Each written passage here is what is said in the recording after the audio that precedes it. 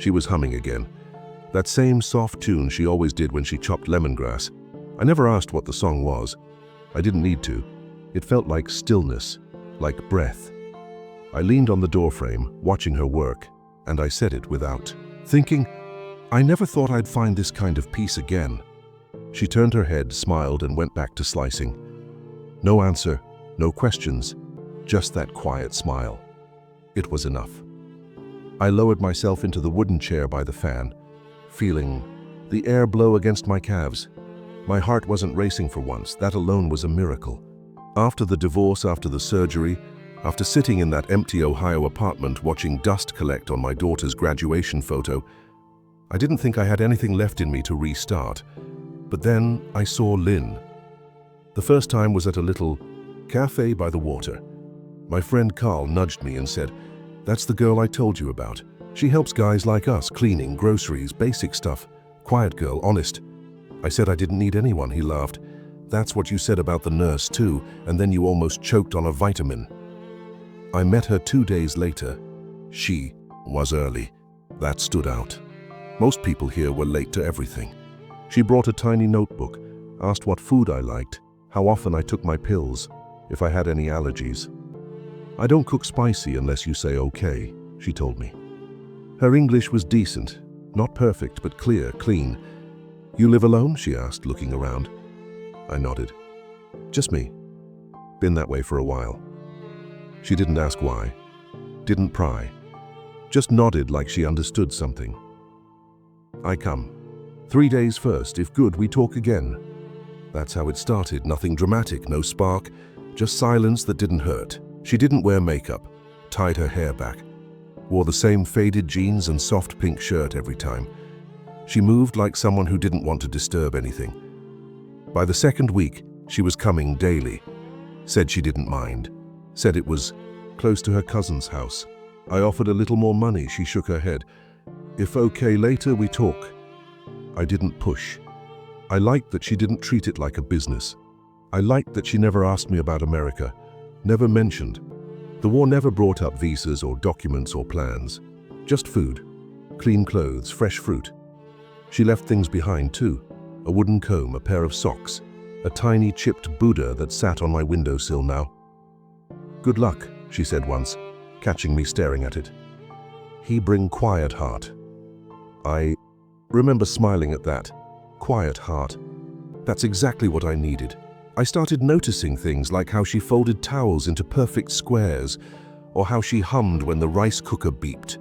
One afternoon I caught myself watching her as she swept the balcony. Just watching. Not in a creepy way. Just watching. She looked up, caught me and smiled. "Something wrong?" "No," I said, clearing my throat. "Just thanks." She tilted her head. "For what?" I didn't answer. I didn't know how to say, for reminding me I'm still a person, for making this place feel less like a waiting room for death. Instead I said, "For the soup. It was really good." She gave a tiny bow and went back to sweeping. That night I called Carl. "She's different," I told him. "Not like the others." He laughed. "They're all different till they aren't." I ignored him. He was bitter. I wasn't. Not yet. Lynn came the next morning with ginger, tea and sticky rice. I hadn't asked for either. "You coughed last night," she said. "Tea helps." I didn't even know she heard me. I didn't even know she was still there. I said, "You stayed?" She nodded. "It's only on chair, in case." My chest tightened. Not the scary kind, the other kind, the one that made me want to reach for her hand, but I didn't. Not yet. She hummed again as she cleaned up the breakfast. I sat there, tea in hand, windows, open fan creaking, and for the first time in years I didn't feel like I was waiting to die. I felt like I was here. That was the word. Present. She turned as she wiped her hands. "You want fish today?" I smiled. "Whatever you make, I'll eat." Her eyes lingered on me a second longer than usual. Then she said, "Okay, I make simple. You rest now." I didn't argue, didn't offer to help. Just sat there and watched her move around the kitchen again, humming that tune I still didn't know. And in that moment, I realized something strange, something small, but sharp. I wasn't just grateful for her help. I was afraid of the day she might stop coming. The first time she folded my shirts without me asking, I just stood there, holding the doorframe, watching her tuck the edges like she was folding paper swans. "You don't have to do that," I said. She smiled without looking up. "I want to." I didn't argue. The apartment didn't feel like a hospital room anymore. It smelled like ginger and lime leaves. There were little green plants lined up on the windowsill, each in a different mug or can she'd repurposed. She hung a red lantern above the stove, said it was good luck. I didn't believe in luck, but I didn't take it down either. One morning, I woke up coughing, and before I could reach for the kettle, she walked in holding tea. "You didn't even knock," I said. "You forget key yesterday. I keep one." I started to protest, but stopped. "Thanks." She nodded and placed the cup beside me. "Ginger, honey, no sugar, you like this now." I didn't remember saying that out loud. She just knew. I started waiting for the sound of her slippers. That little shuffle on the tile meant the day could start. I hadn't felt that in years, not since my daughter left for college. One afternoon, I asked, "You always this thoughtful?" She shrugged. "My father's sick long time. I take care before he die." I looked down. "I'm sorry." She just nodded. "Old people need small help. I know this." I wanted to ask more, but she turned and started slicing mangoes. "You like star shape or heart today?" "Heart," I said without thinking. She laughed. "Always heart." That night I sat in the living room watching the fan spin, and something hit me hard. I wasn't lonely, not in that moment. I wasn't dreading the next hour. I wasn't counting pills. I was just there, sitting, breathing, alive, and I knew why. The next evening I stopped her as she put on her sandals. "Stay for dinner?" She looked surprised. "You cook?" "God, no," I said. "But I'll order something." "That little noodle place you like?" She hesitated. "Only little. I need go early." "Just a bowl," I said. 15 minutes, I'll pay," she smiled. "Okay, but I help clean after." I ordered 2 bowls of pho and 2 cans of that weird green tea she liked. We sat on the floor because I didn't have a proper table yet. "You always eat here?" she asked. "Not always," I said. "Sometimes in front of the TV. Sometimes not at all." She slurped loudly. "Bad. You must eat more. You skinny." I laughed. "I've been called a lot of things, but skinny isn't one of them." "Now you are," she said. "Better like this." We ate mostly in silence, but it didn't feel awkward, just quiet. I asked, "You have siblings?" She nodded. "One sister, live far. She marry rich man." "Do you see her often?" "No. She think I'm stupid for work like this." "Do you think she's right?" She didn't answer for a long time. Then she said, "Sometimes I do, but not today." I looked at her, then really looked. She wasn't just helping me stay alive. She was helping me feel again. The thought scared me. I changed the subject. "You want to take those leftovers?" "For your breakfast," she said. "I make new one tomorrow." As she cleaned the bowls, I leaned back and stared at the ceiling fan. "Do you ever get tired?" "Always," she said, "but better tired than alone." I felt that. Deep. I didn't say anything else. I just watched her pack up and go. When the door closed, I missed her instantly. That night I didn't sleep much.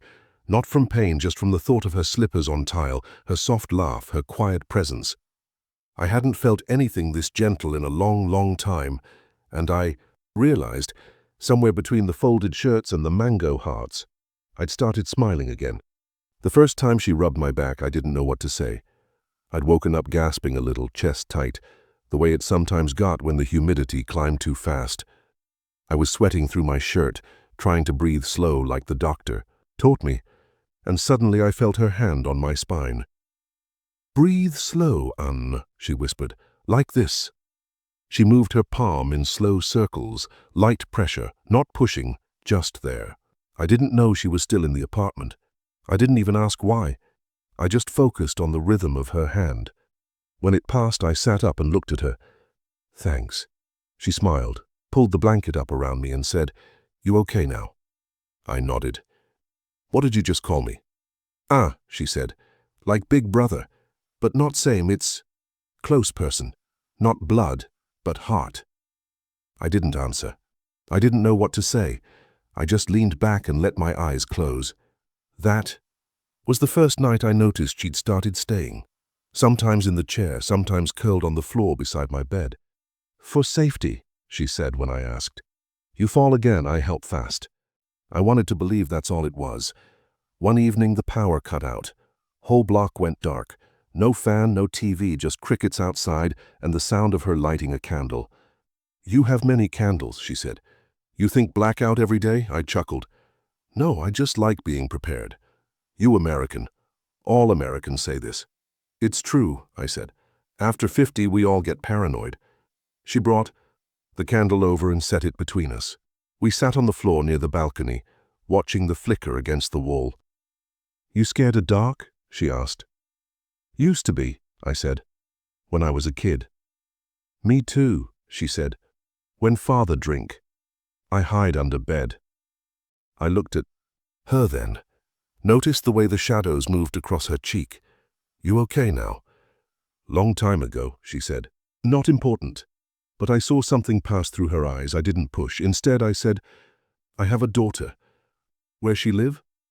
New York. Works in finance. Married. You visit her? I hesitated. No. Not lately. Why? She doesn't talk to me much. She angry? Maybe. Or maybe just busy. You miss her? It wasn't a question. I didn't answer.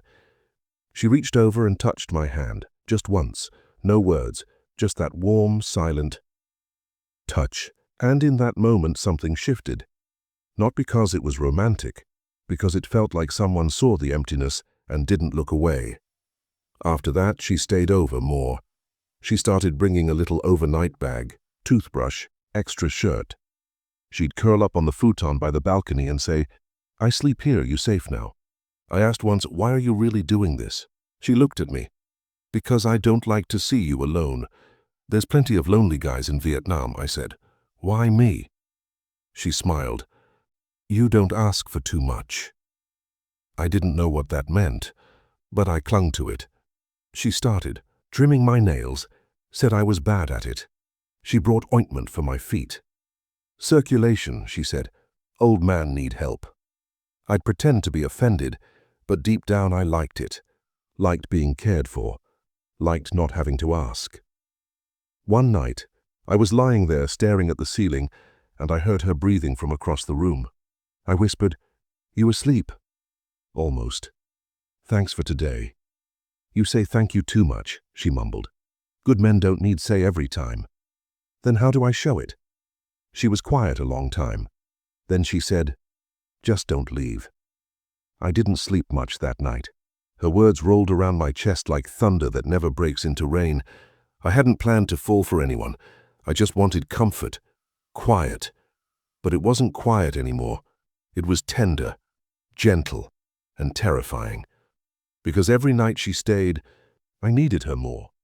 And every morning I watched her pack her little bag and wondered when she'd stop coming. It started with a phone. For my niece, she said, holding up the cracked screen of her old one. She study online now, no phone, no class.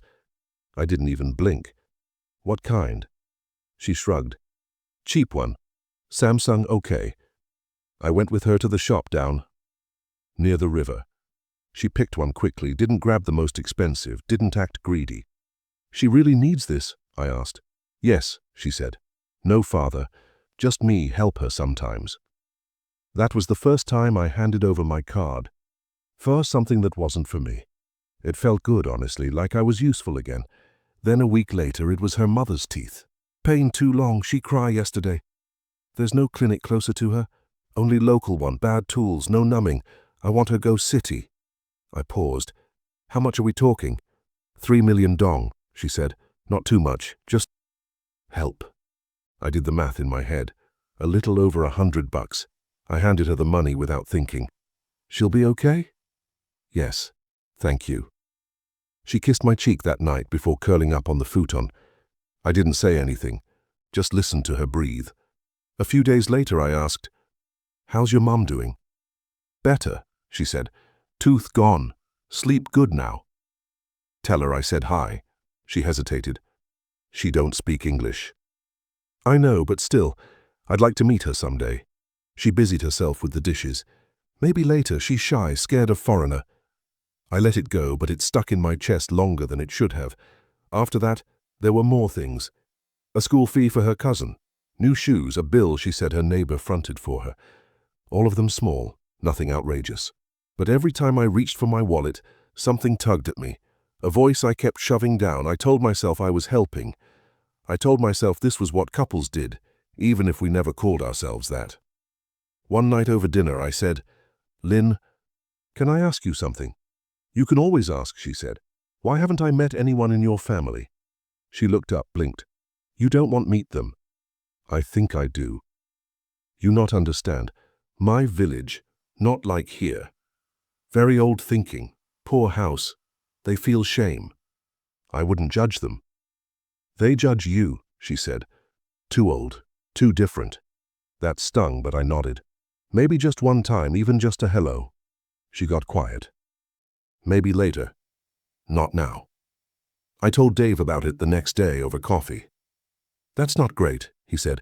"She's asking for things but keeping you out of her world." "Come on," I said. "It's not like that." "It always starts not like that," he muttered. "She's different. They all are till they're not." "You don't even know her family exists, man," I snapped.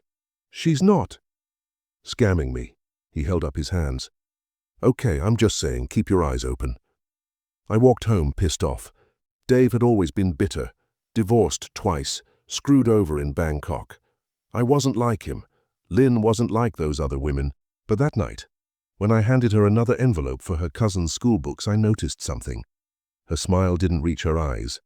It used to crinkle up the corners and pull her whole face into it.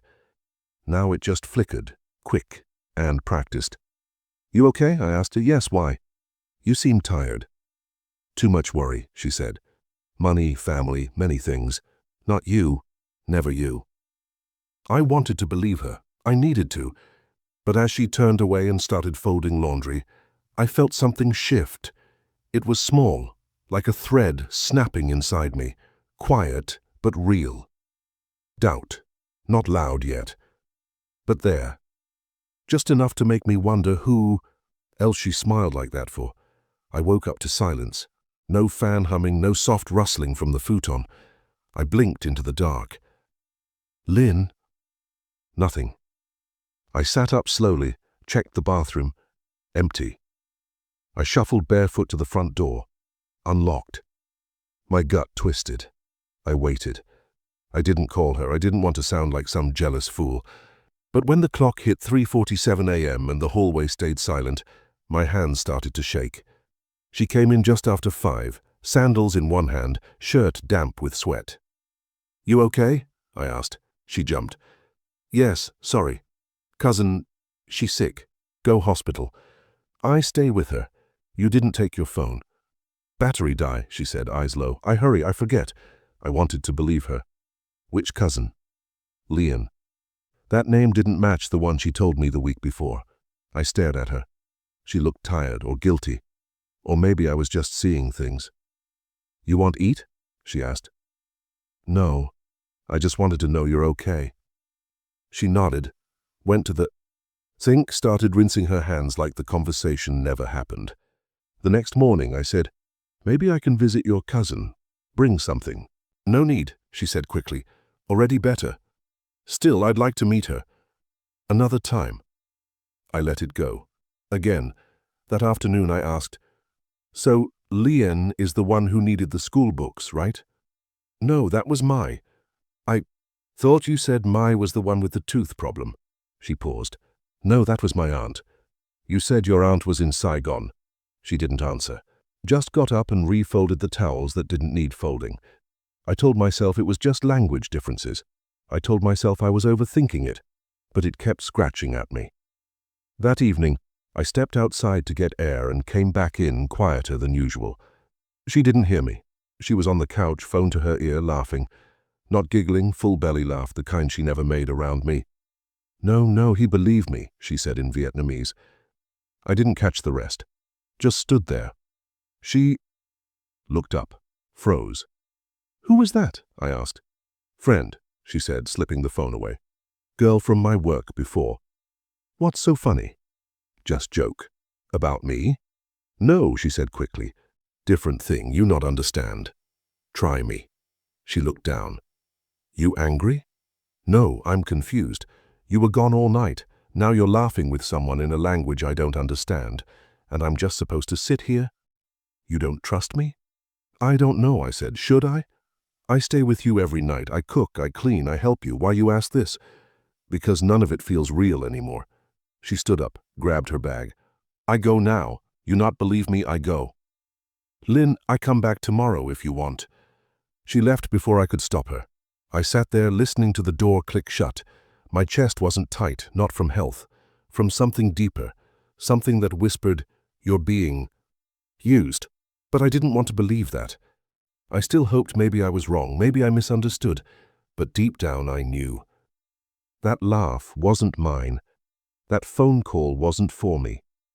And her stories, those beautiful, fragile stories, were starting to break at the seams. She stood by the door, folding her shirt into a neat square. "I need go home," she said, not looking at me. "My uncle's sick, maybe die." My throat tightened. "You never mentioned an uncle."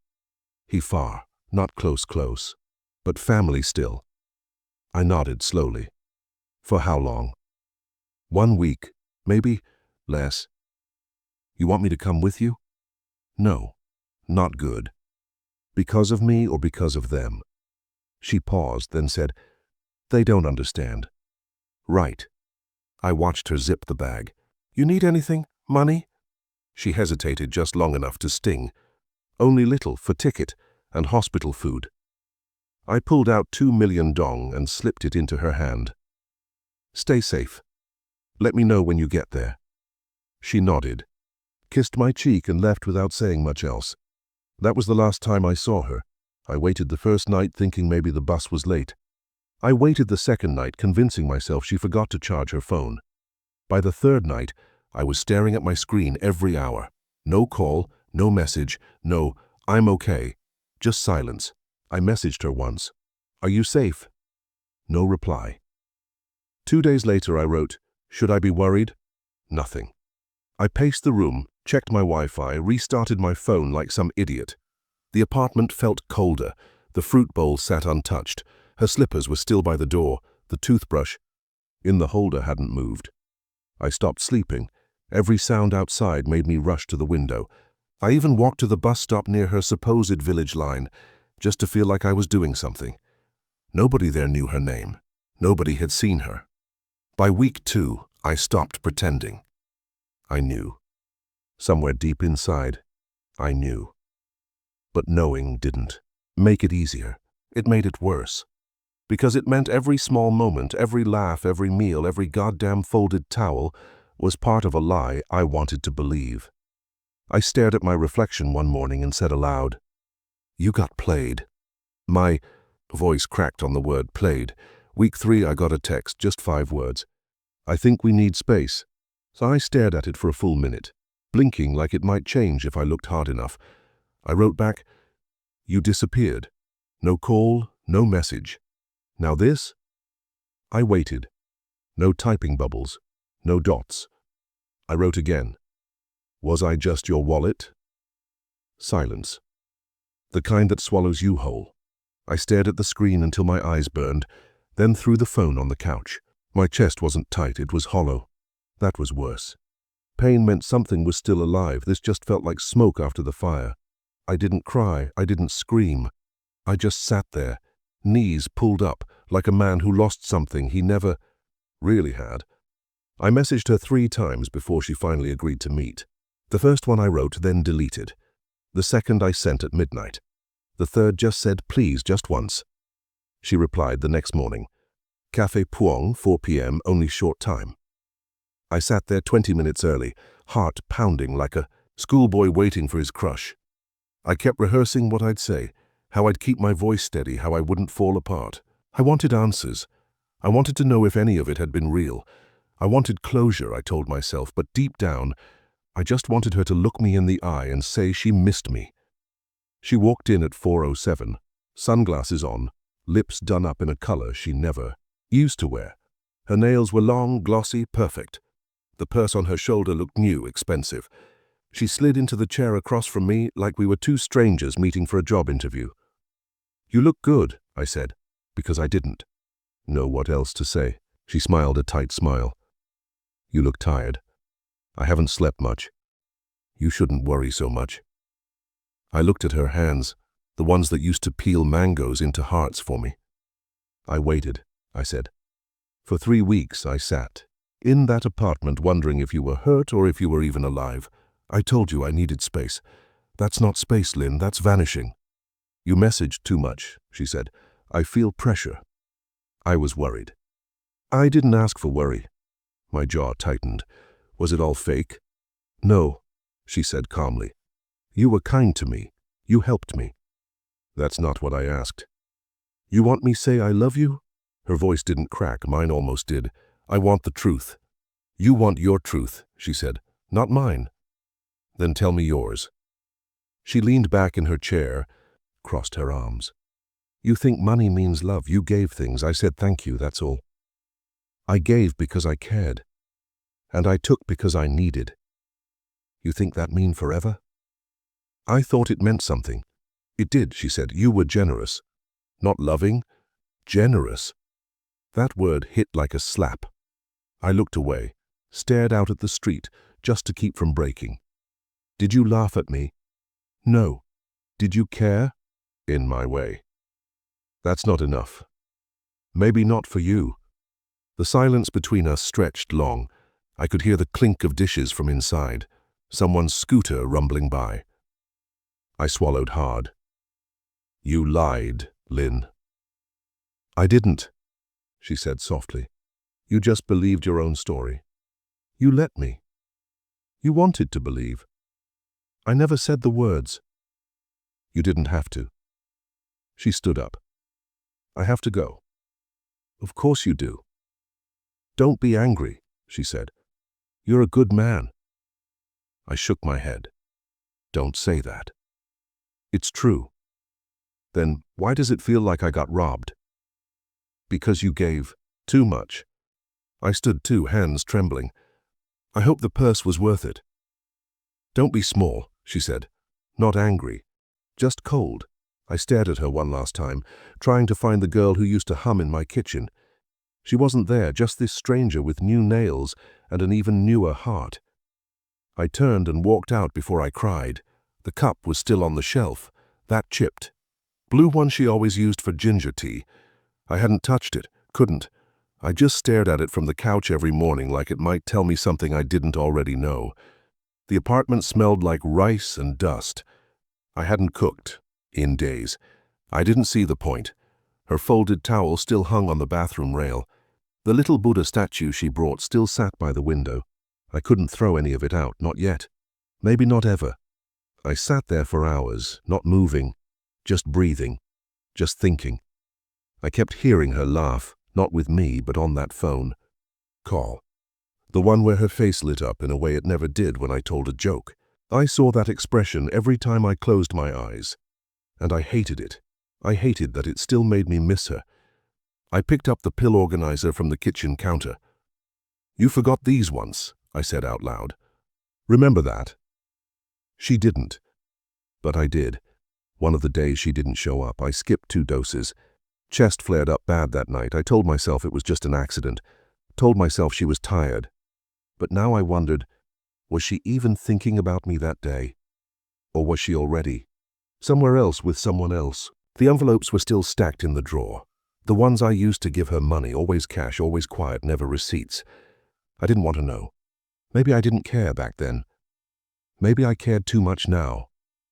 I pulled one out, empty. Just to feel the weight of what I gave. I remembered how easy it was to say yes to her, how it made me feel useful, human.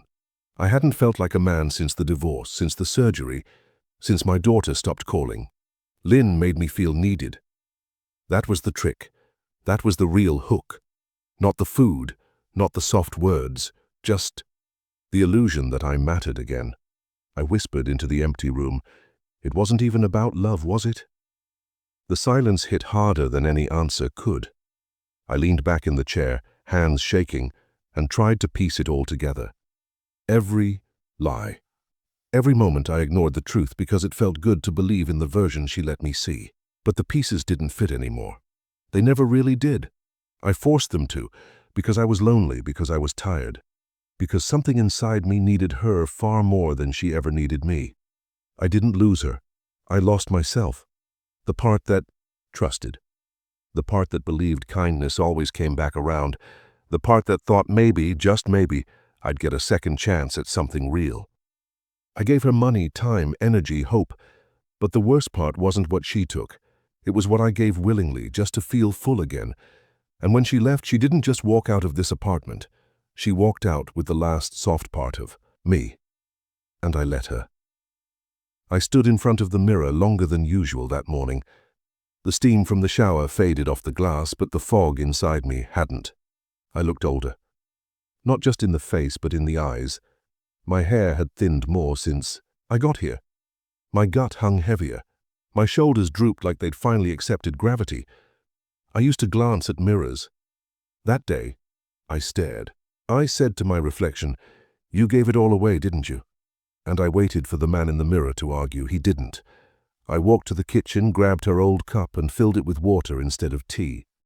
Sat down, let the light hit it just right so I could see the little crack along the rim. Funny how I never noticed that before. I used to think that cup was perfect, just like I used to think she was. I picked up my phone, scrolled through our old messages. Dozens of good mornings, photos of lunches she made, random check-ins. All so warm, all so careful. I used to smile reading them.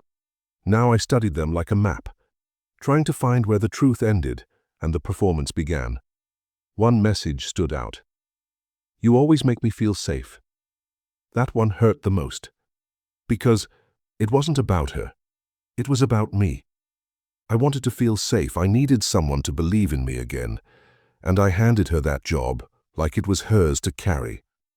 I said it out loud this time. She didn't lie. Not really. She never said she loved me, never said forever. She just showed up, smiled, and let me project whatever fantasy I needed.